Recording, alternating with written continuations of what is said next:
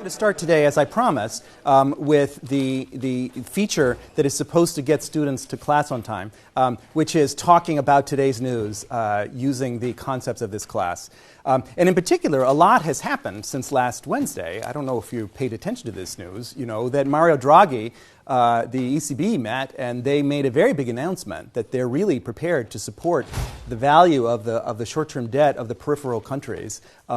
And that's gotten some of the German central bankers pretty upset, and that's playing itself out. There's in today's FT, Financial Times, on page 2, there's also a sort of preview of George Soros.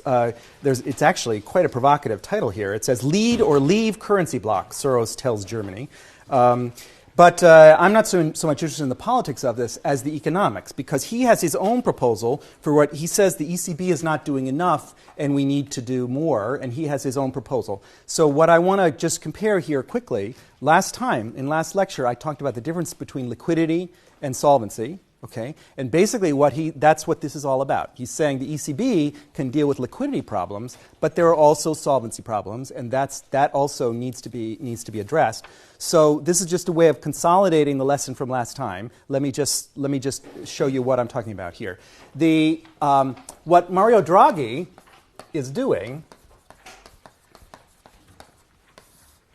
is dealing with the position of bondholders who are holding short-term peripheral,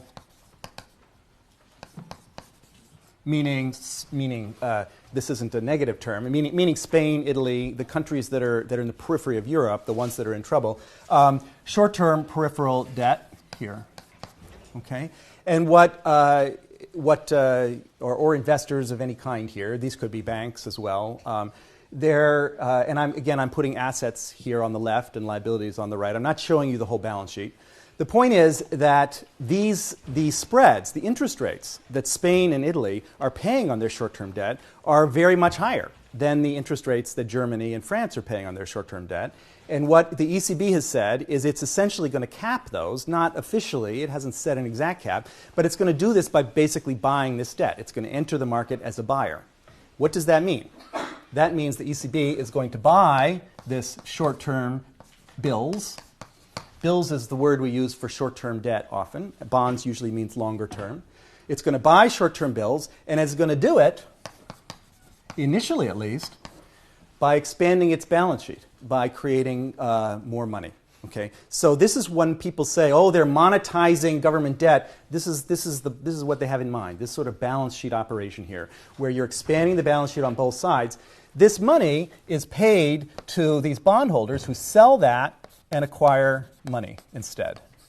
Okay, so this is the Draghi operation, and this is a liquidity operation in the sense that they're trying to support the value of these bills, drive down the interest rates that the peripheral countries are paying on their debt. Okay, we're going to pay a lot of attention to operations like this in this course, and there's a lot more sophistication there. So I'm just making it very simple at the moment. But I want to compare that to a solvency operation, which is what George Soros has in mind.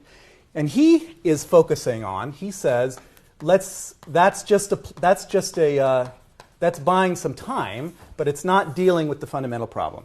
Okay? And the fundamental problem is that some of these peripheral countries have way too much debt. Okay? It's not just that the prices are somehow misaligned, okay? But one of the reasons the prices are misaligned is because the debt to GDP ratio in these countries is just all out of whack. And so, and in particular, greater than 60%, debt to GDP greater than 60%. And so he proposes, and this is, other people propose things like this as well. I'm just taking it from this article here. He proposes, so the bondholders are holding, and this is long-term debt. So let's call this the excess bonds, peripheral bonds. So this is long-term debt of the periphery, okay? And he suggests that what we should have is an EFA, and what does that stand for? The European Fiscal Authority. European Fiscal Authority, which is essentially like the U.S. Treasury. So it will be a fiscal unit of Europe as a whole. And he wants the EFA to buy these excess bonds.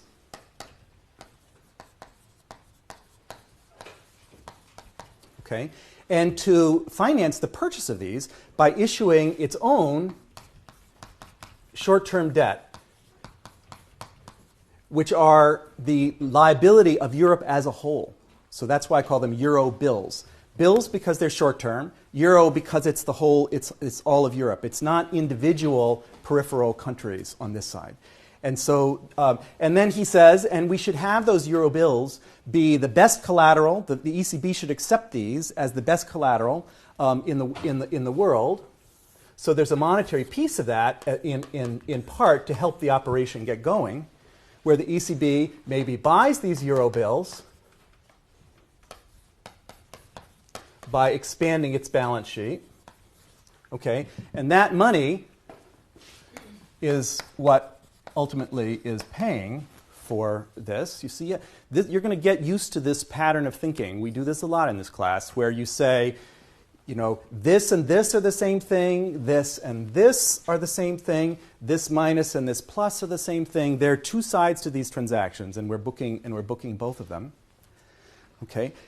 Now, the whole point of this operation, he says, is that once we have bought these excess bonds, maybe we can forgive them and therefore take away the excess burden on the peripheral countries. We've basically moved them up to Europe as a whole. Instead of being the debt of Spain or the debt of Portugal, they're the debt of Europe.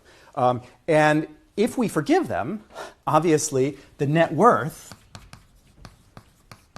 okay, if we forgive these excess bonds, the net worth over here, which is a balancing item, is going to take a hit. That's a solvency issue.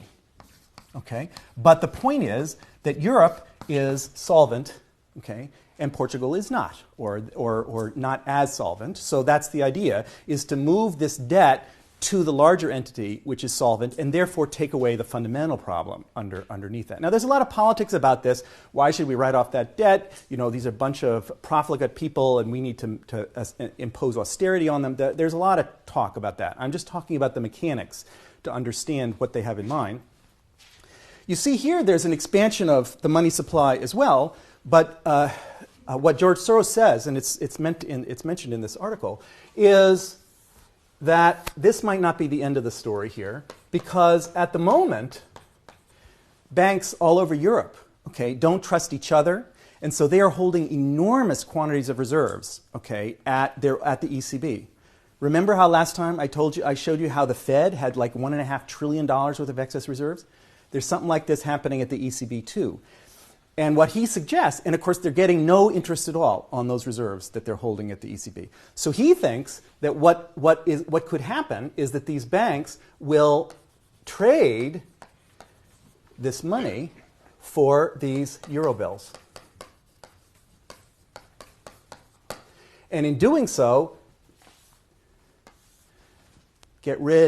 shrink back the balance sheet of the central bank.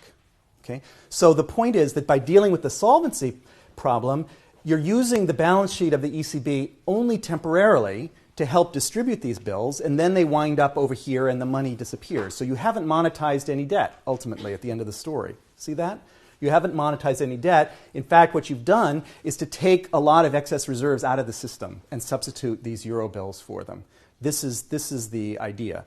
By focusing on the solvency issue. But we're not there yet, because there's a lot of politics there, okay? So we're doing this instead, okay? It's left to the ECB basically because there is no European financial authority. There is no Europe-wide treasury. There is no Europe-wide fiscal authority. And this is what always happens. When central banks do very bold things, it's because somebody else isn't doing their job, okay? And so that's what Draghi is doing. That's what Draghi is doing. He's holding the system together, and you can criticize him as much as you want, okay? But he is acting as a central banker, and understanding the mechanics, what in fact these are about.